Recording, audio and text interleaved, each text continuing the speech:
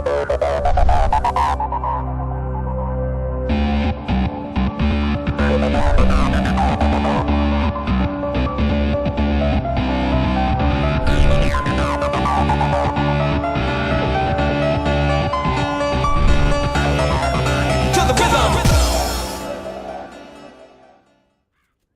welcome everybody to another episode of Korok's Corner. This is your host, Korok Xavier, and this is October 1st, 2013.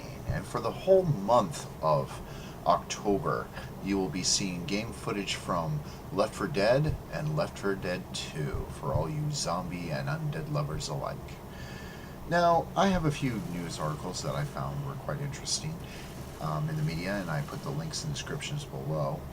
Basically, it seems that certain casinos, some casinos in fact, are going to implement video games inside their casinos. Now, this is not uncommon, but the way that they're putting these new video games into use is basically for profit and gain, like anything else in the game industry.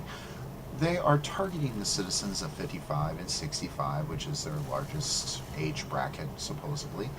And they're going to be wagering against the house for like Centipede and Pac-Man. I don't know about you, but I don't know whether or not I want to sit and watch a 65-year-old man play Pac-Man. On other news, microtransactions, friend or foe, game breaker or game maker? Those are the questions that pose us today. Well, microtransactions are a two-edged sword. Basically, they can either make a game or break it. And what I mean by that is there are good types of microtransactions and bad types. A few of the good ones are where you buy a game. The entire game content is there for you. And microtransactions within a said certain game allow you to have fluff items like appearance items, change of hair, appearance items for your weapons, things like that to kind of give you your own individuality within the game. However, the dark side of microtransactions is this. More and more games are being released where their DLC, direct content of the game, is locked. And basically you are not able to finish the game unless you use microtransactions to either unlock the other areas or unlock the key features in the game or weapons to help you to get to the end. Now, companies do this for a specific reason, especially if the game is free to play.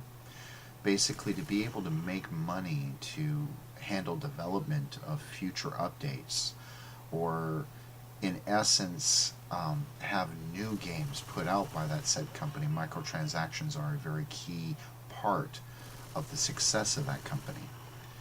Now, any game that is worth playing should be worth playing in its entirety, never partial bits and pieces.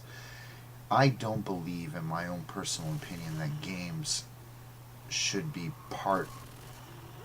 locked. I believe that basically if you buy a game for $60, you should own the entirety of that game completely in essence, so you can play the game from start to finish without any problems whatsoever. Now, when you have to use microtransactions to get further in a game, that's basically where the companies, backstab you in the back, basically making you pay for more content than what you originally had tried to pay for. Now, I can see where free-to-play games use this as a crutch to help them fund their upgrades and things like that, but it is also kind of a backstabbing thing to do to the consumer, because the consumer is your bread and butter. I play games like EverQuest 2, and basically we have what they call the station store. Now, you can buy fluff items within the station store, and what I mean by fluff items in a microtransaction is it's appearance only, like I said earlier in the video. It has no discernible stats whatsoever, and therefore has no determination onto the said game content, which means that anybody can play the game and not cheat.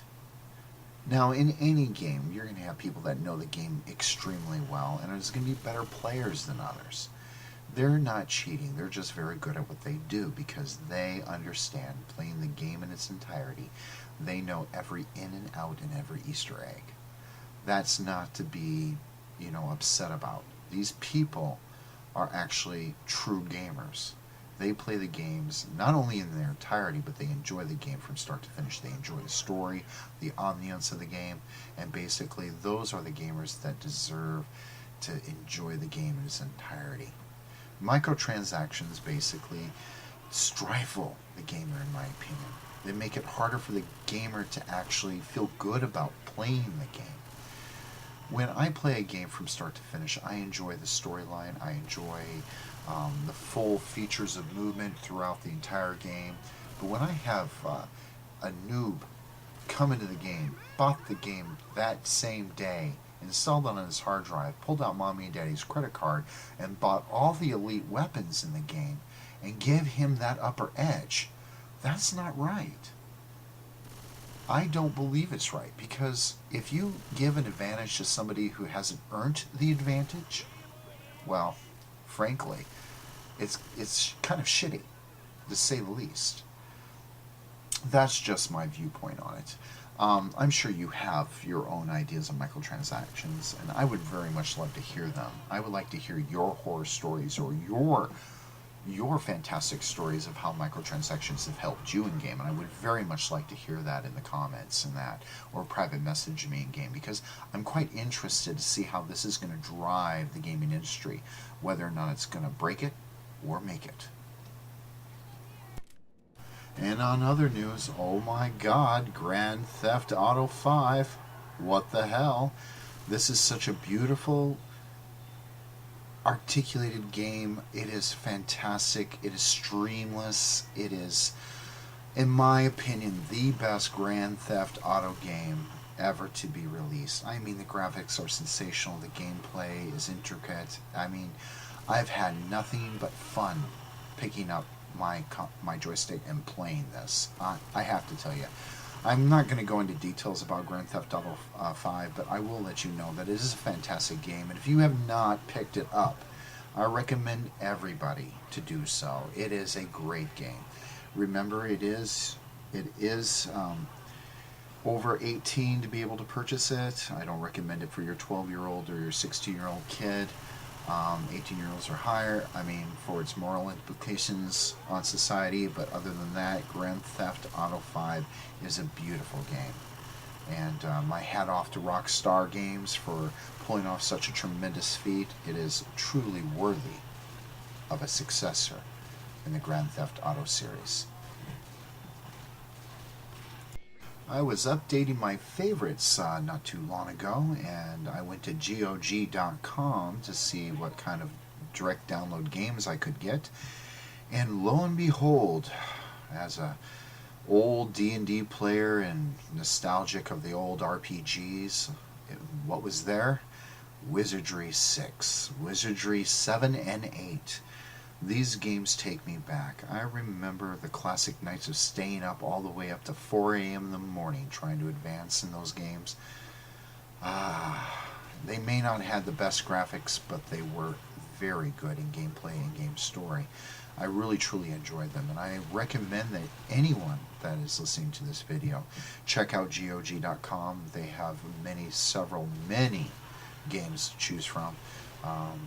A lot of the old style genre, and some that are not that old, so I recommend checking them out. And I think that's all the time we have for tonight. As again, I'd like to thank you for watching Korok's Corner, and it was a pleasure as always. I'll try to have more videos pumped up as we go, and I'd like to wish everybody a very safe and pleasant October. So this is Korok Xavier signing off. Peace out, people.